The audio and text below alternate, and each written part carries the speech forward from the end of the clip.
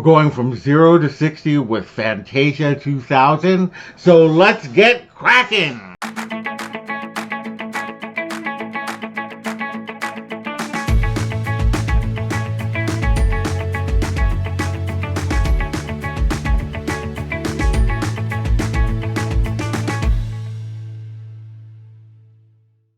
Hello all my explorers and welcome back to Loren's Adventures Out There.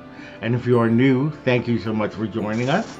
My name is Loren and I'm with Castle Escapes and Clones, where we discuss everything in the Disney universe. We do unboxings and hauls, pins, box swaps, Disney news, Disney reviews, and more. So if that sounds fun to you, we'd love it if you would subscribe to our channel, hit the bell for notifications, and do like this post, as it really does help us out. So, Fantasia 2000 has its roots basically from the time that the original Fantasia came out. And if you haven't seen my from 0 to 60 on Fantasia, I will link that up here. But yeah, Walt Disney always wanted this to be a continuous piece that they could add to and subtract from over and over again. A lot of the wartime films were kind of a test for that. They used more pop songs in the Make My Music and Melody time, but it was just in a grand tradition of wanting to animate to music. And they had continued to do it throughout the history of Walt Disney Animation Studios. Then Michael Eisner, when he came aboard in 1984, he became really interested in the idea after lunch with Roy E. Disney. Roy E. Disney wanted to recapture the glory that was Fantasia. And they started meeting with different composers and conductors. Andre Previn, who was not keen to the idea.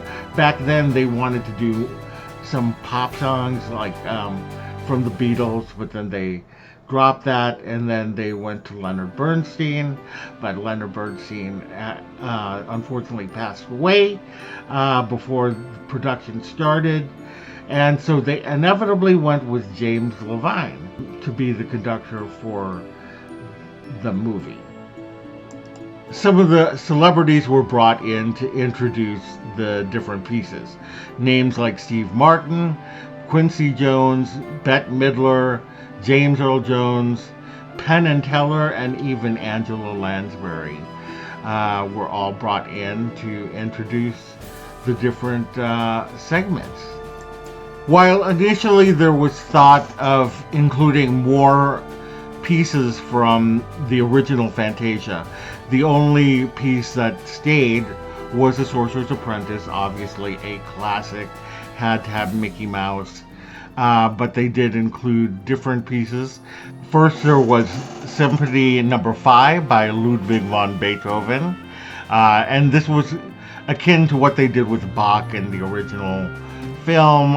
These were abstract patterns and colors, things like that. Then there was Pine of Rome, which featured a bunch of humpback whales that could fly, a very beautiful piece. Rhapsody in Blue, very beautiful. It was based on the drawings of Alf Hirschfeld, who was a big artist at the time. And it was just basically a day in the life of a construction worker.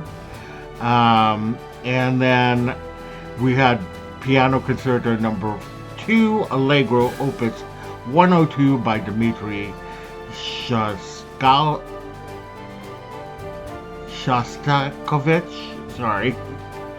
and that was based on the fairy tale The Steadfast Tin Soldier. Then there was Carnival of the Animals by Camille Saint-Saëns, and that had flamingos with a yo-yo. And then we had The Sorcerer's Apprentice, And then Pomp and Circumstance, which I think was they wanted to make this Donald's Sorcerer's Apprentice. And it was basically the story of Noah's Ark. And then the final was Firebird Suite, which told the story of Sprite, who was kind of the spirit of spring, and how she was almost destroyed by a volcano, but spring is strong. So Fantasia 2000 opened at Carnegie Hall and then performed in different IMAX theaters. It didn't do extremely well, but I don't think that anybody thought that it was going to be a chart topper. It's just wonderful animation to music. Critics seem to like it. They love the animation and the music choices. A lot of people thought that the celebrities that they used kind of slowed down things and were unnecessary, which I tend to agree with. It is kind of fun looking at who was popular back during that day, but at the same time, I do also agree that those were pretty much unnecessary. Fantasia 2000 for me was enjoyable. Like, I enjoyed it. Did I enjoy it more than Fantasia? Probably not, although the Rhapsody in Blue, which interestingly enough, that's a Gershwin song. I'm not a big fan of that piece, to tell you the truth, but I really enjoy that segment. I think that the animation, Al Hirschfeld is a wonderful caricaturist, and I think that his work is amazing, and to see it come to life, I thought was so fun. I also actually really enjoyed the Donald Duck Pomp and Circumstance. I really enjoyed that. I really enjoy the one with Sprite.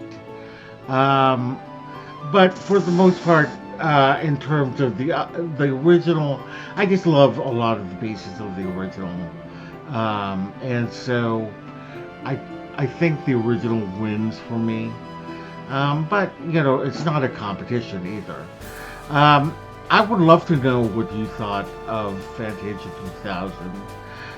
This is a short, pretty much short video. There wasn't a lot of drama with this particular film. And so, so I would love to know what you thought of Fantasia 2000. Did you love it? Did you hate it? Let me know in the comments below. Otherwise, if you had a good time, we'd love it if you would subscribe to our channel. 64% of you are not subscribed to our channel, and it's quick, easy, and free. All you have to do is hit that subscribe button, hit that bell for notifications, and do like this post, as it really does help us out. Visit us on all of our socials down below. Visit our website at www.castlescapesandclones.com. Thank you so much, and we will see you later. Bye! Symphony Number 5 by Ludwig van Drake.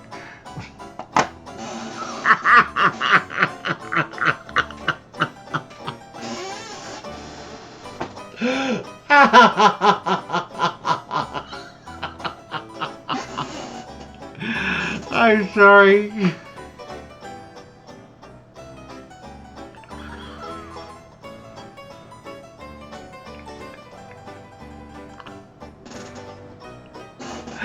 Oh my god.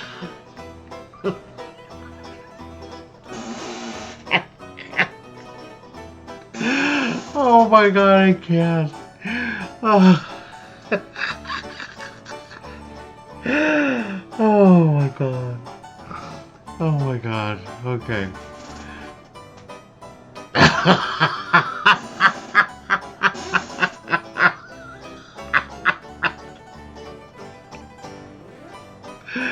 Okay, I'm gonna compose myself.